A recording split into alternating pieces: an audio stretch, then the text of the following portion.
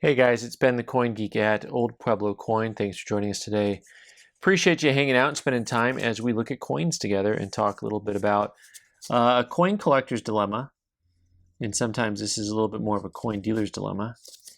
You know, you get these things in these old holders, and then, you hope that what's inside is kind of what it says it is. And of course, they're not always exactly as advertised. And we'll talk about that a little bit here. But also, we're going to talk about what happens when you get an old collection in these old holders. Lots of the cellophane wrapper type stuff. And it just talks about what's going on with the coin underneath all of the stuff, right? So here we go. We have coins that have been in old holders and old holders and in old cellophane, and you can see the residue on that. And so the coin itself is going to be suspect, right? Is this coin really going to be uncirculated or not? And what's worse is it going to have a lot of PVC damage? And then you get coins that have toning to them. And so this is looking really flat at this angle. Also, that cellophane and the cardboard both can leave really kind of like bright spots, almost like wear spots at the high points of coins. So I've had lots of coins like this that I have subsequently decided to remove the surface layer one way or the other, restore, refresh, conserve, whatever the term may be, and it doesn't always turn out that great. And on some instances, it's just kind of obvious what needs to be done, and on others, it's not so obvious. So if you have a coin that's a little bit nicer and you want to get it certified, you need to make sure that it will actually straight grade before you send it in, unless it's just kind of an expensive coin. In other words, when I say straight grade, you don't want it to have a details grade. So this coin actually is very bright, has a lot of like cleaning to it. The old holder said that it was uncirculated, but it is not. I've got a couple other observations as we go through this little group of world coins that it got in that were in these old holders and the coins themselves. Some of them have toning to them, others do not. And I've done this before, I think, with some US coins. I went through an old Whitman album and talked about coins with toning and coins without a little bit. But like here, this you can see has like some chunks of things that have to come off the coin, right? So this one makes me especially sad because here we go at that angle, start to see now you can see beyond the chunks, and there's a whole lot of fuzz going on there, and that all has to come off. And that makes me sad for lots of reasons, but mostly I actually really like a little bit of the tone that this coin has developed being in that holder. And so we need to try to find a way to get that off, preferably without getting the toning off of the coin. And that's where things become a little bit tricky, to try to remove the bad stuff without removing the stuff that you may actually like. But there's just no guarantees in this here. I'm intrigued by a few of these here because there's quite a few that were marked uncirculated that are obviously cleaned. And my commentary on what I'm seeing here is that the coins that were obviously cleaned here don't have any toning to them really, which is kind of intriguing. The ones that were obviously cleaned, I shouldn't say that the other ones, it doesn't mean these other ones aren't cleaned. I think we're always just kind of hoping for a coin that has cool toning and original surfaces and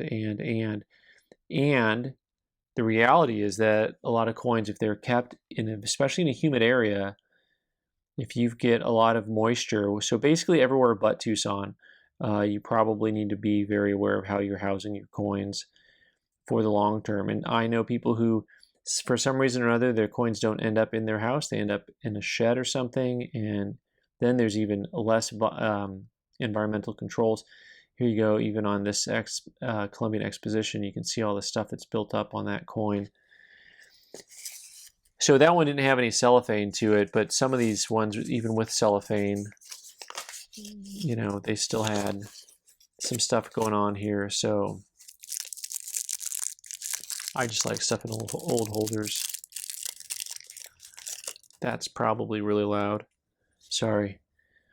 All right.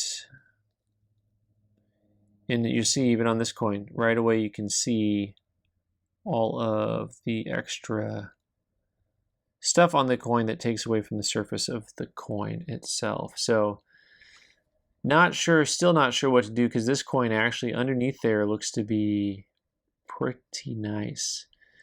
So I'm guessing with what I'm looking at here that this one will probably go to conservation, because that one looks pretty nice. This one here also looks like it's pretty nice. Same with this.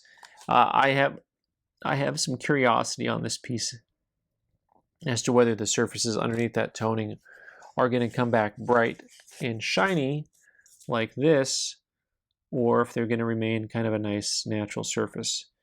Here's another one that he had called uncirculated for $4, and it is actually very much so not uncirculated and not original, and also not $4. So there's that.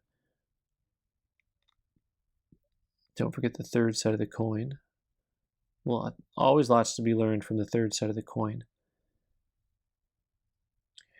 So what is a collector or a dealer to do with coins like these? Another one that said it was uncirculated but was not. There's quite a few of those actually in this group, but they were high grade. Also my throat is actually tightening up. That's too much information, but it's like just from all of the atmosphere that's coming off these coins right now. So really I should be handling these with gloves, but not because of the normal reasons, but just to protect my hands. This one's kind of cool, this Russian piece here. Really would like this not to have anything on it, because this piece I would love to keep just with that mellow tone. So what we can try to do is we can try acetone to remove some of the surface gunk. This has a, looks like, hopefully those are adjustment marks on there. I'll look closer. I think those are adjustment marks. But pretty cool little bit of tone to that coin overall. So we'll take a look here and see what we're going to do. You can let me know if you have any of your own little advice, but these guys basically, probably most all of them are going to need conservation, professional or otherwise. I will most likely at a minimum acetone to try to remove some of the foreign substances that are literally growing on top of the coins right now. And then after that, hope that it doesn't remove too much toning from the coins that actually have a nice tone to them. And we will go from there. Eventually, the process is, for me on lots of the stuff like this, you know, things just get sold in different ways at different price points. But, you know, you've got your cleaned problem coins, and then you have your coins that have a shot at being a little bit nicer, but also they need a little bit of conservation and restoration, some TLC. All right, guys, thanks for joining me today. I appreciate it. I'm Ben the Coin Geek. You can subscribe by clicking on the owl button in the corner and watch more videos on the right side of the screen. Thanks.